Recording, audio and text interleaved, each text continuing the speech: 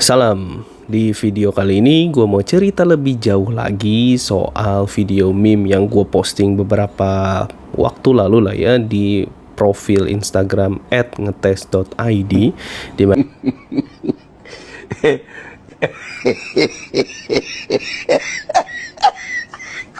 di mana di situ gue buat sebuah meme yang mana satu sprint itu lebih banyak bug tiketnya daripada user story. Apa yang salah di situ? Dan di situ banyak komentar dari teman-teman juga ragamnya ya.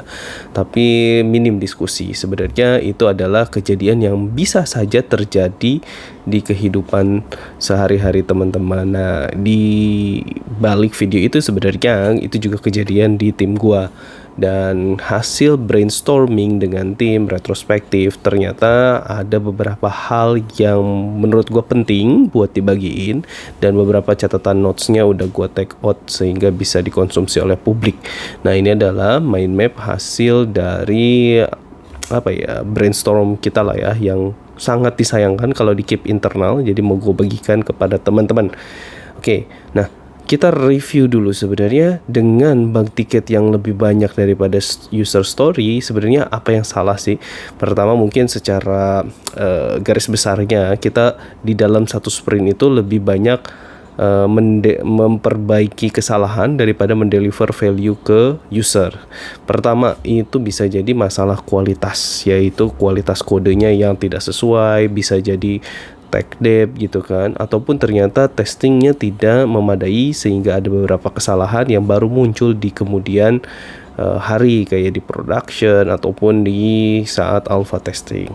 Atau itu juga bisa jadi indikasi kalau developmentnya itu terlalu mepet, jadi dikejar-kejar waktu, terburu-buru, jadi banyak cek yang dilewatkan. Dan ini juga bisa jadi adalah tanda dari technical debt, di mana orang maunya cepat untuk solve issue production ataupun bug ticket, terus switching konteks lagi ke bug lainnya. Jadi biasanya pengennya yang cepat-cepat kelar aja sehingga berujung ke dirty hack gitu. Yang penting tiket ini close, walaupun tidak proper solusinya. Memang perlu waktu lebih panjang lagi, tapi ya ini merupakan pertanda kalau bakalan muncul technical debt setelah sprint yang penuh dengan bugs.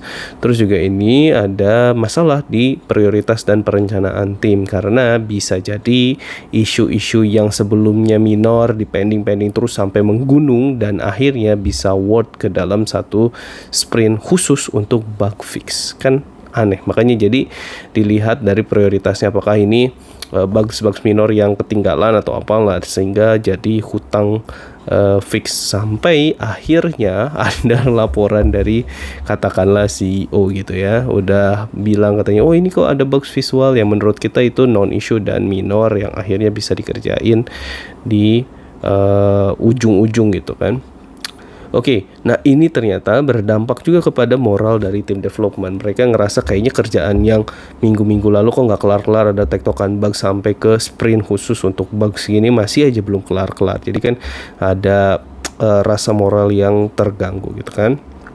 Nah, di dalam satu sprint ada banyak tiket bugs, otomatis setiap tiket itu memiliki konteks yang berbeda-beda. Kalau orang yang ngerjain dulu ya mungkin dia masih bisa paham lah dikit-dikit, tapi switching konteks ini juga sangat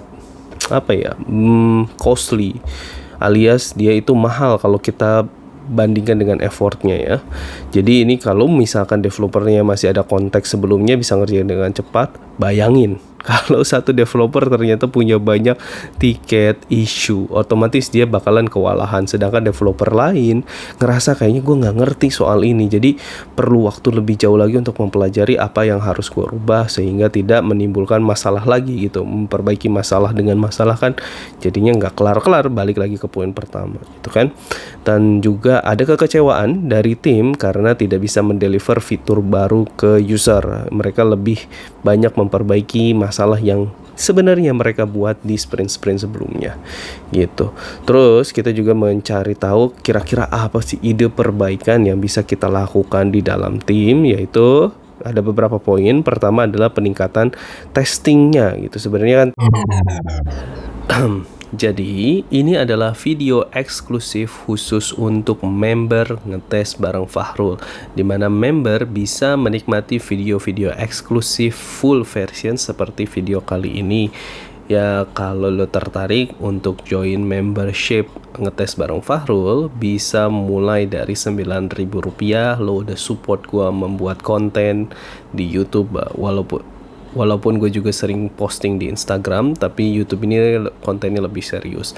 Dan membership bisa mendapatkan akses ke video-video khusus yang gue jabarkan secara detail seperti tadi, ataupun nanti kedepannya akan ada review buku dan juga ada rangkuman dari conference, dan kita belajar bareng ngulik sebuah tools. Jadi buat teman-teman, sangat berbahagia gue ketika lo bisa join ke dalam membership ngetes bareng Fahrul. Terima kasih.